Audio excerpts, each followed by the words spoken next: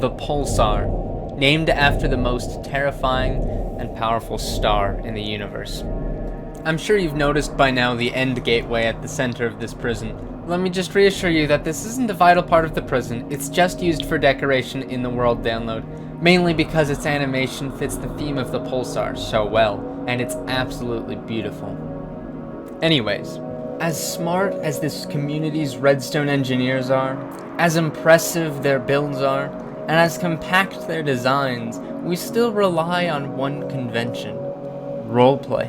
I'm not kidding. Look around at all these various prisons of all kinds and with all sorts of objectives. They're all built for role-playing. All of them.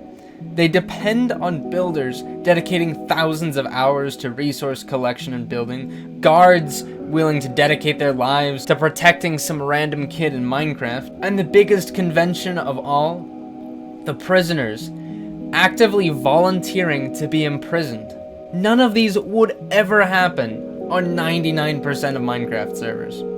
I say it's time we advance to the next generation of Minecraft prisons.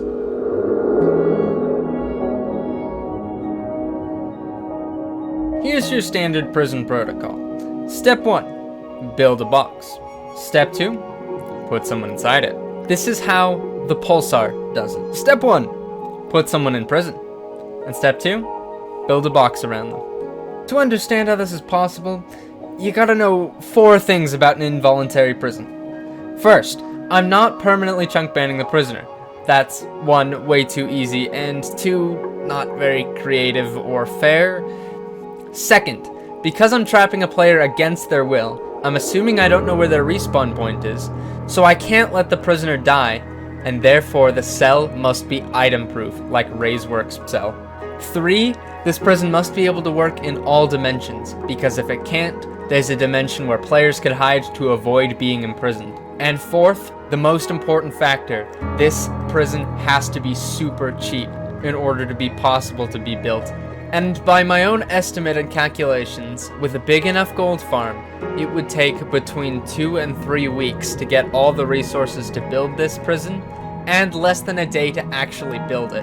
Which means if you have a couple friends on a server who don't like you, and they have a lot of time to spare, you are not safe from this prison actually being built. Being a simple prison, every protocol is pretty simple.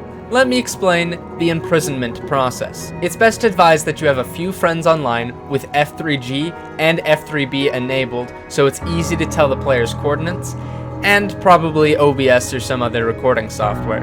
Of course, all of this isn't needed if the player is AFK. This is just so you can tell their rough coordinates. You'll need to know their coordinates within a 2x2x2 cube. To trap them, have one of your friends come within 32 blocks of the prisoner and throw a portable ban. This is safe to hold in your inventory but will kick any player when dropped as an item.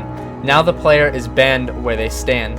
Have a second friend come close to the prisoner from the opposite direction and place a ZPI just in range of the prisoner, but not in range of the friend or the portaban. In 5 minutes, once the portaban despawns, your friend can rejoin, and you've successfully trapped your prisoner within a ZPI. Now it's time to build. Looking at this cell, you may think, hey, wait a minute, that's Ray's cell. Well, it uses the same idea, but it's not the same prison. First of all, I've tried quite a few item-proof designs, but frankly, armor stands really are just the easiest way to go. And I figure before I explain how this cell works, I better mention, I didn't build the cell. All the credit for that goes to my bestest friend, Krisp, who I'll admit may have done most of the homework. When the prisoner gets online, no matter where they are in this 2x2 area, they will be forced into one of these corners naturally, simply because the enchanting table is hollow and the other blocks will try to force the player's hitbox in one direction or another.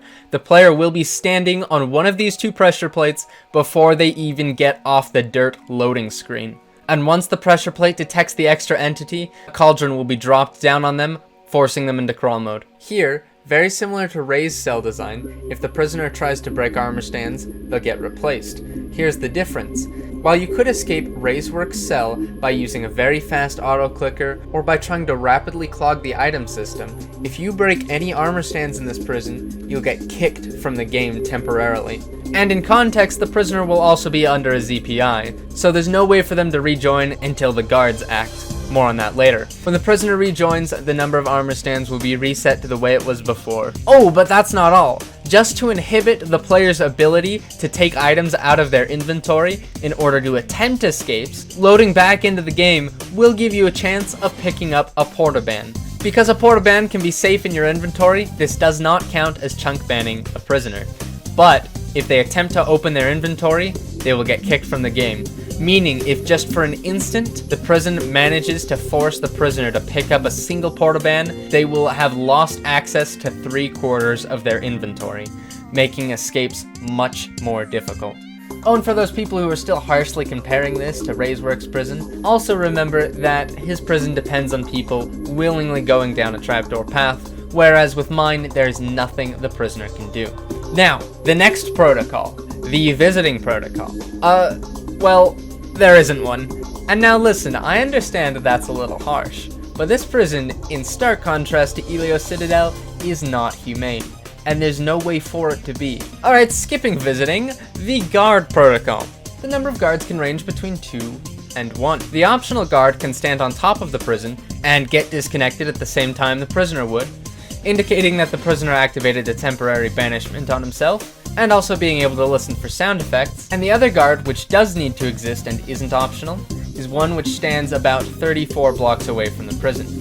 Now the guard can actually do whatever the heck he wants in his life. If the prisoner bans himself or disconnect, he can find a way to communicate to the guard, probably via Discord, and say, hey, let me back on. So which the guard has the option as to whether or not he can let the prisoner back online. He should, but if he has any reason not to trust the prisoner, he can just say no. Otherwise, he'll tell the prisoner to get ready, and on the guard's spontaneous and unpredictable mark, he will break the ZPI and count down from 5, and if the prisoner doesn't join, he won't have another option for as long as the guard is willing to wait.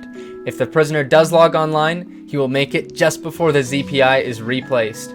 And in that 5-second window, without knowing when to time it, it is impossible to purl into the safe zone, rendering it virtually impossible to actually purl into the cell because the unbanned section of the prison is only a 2x2 space and only for that 5-second period. And the same thing applies to below, meaning escapes from below or above are basically impossible. Oh, now that I'm getting to the point of the video where I talk about the outside of the prison, I should probably tell you, just like the cell, I did not build this. That glory and credit goes to the best prison exterior builder in all of Minecraft, Corealis. Currently the only person on my Discord server to have the 4th tier of VIP. And honestly, they didn't get enough credit for building Elio Citadel, so if you ever see Corey around, make sure to tell them they're very cool. Anyway, escapes through the nether aren't happening because there's such a massive space around the cell that all portals will choose to generate to the side of the massive hole that is below the cell. And if you're thinking of attacking from the side, I've got to be real honest with you. I'd love to call this prison inescapable, but due to being as cheap as it is, I've used the minimum amount of crying obsidian and obsidian possible.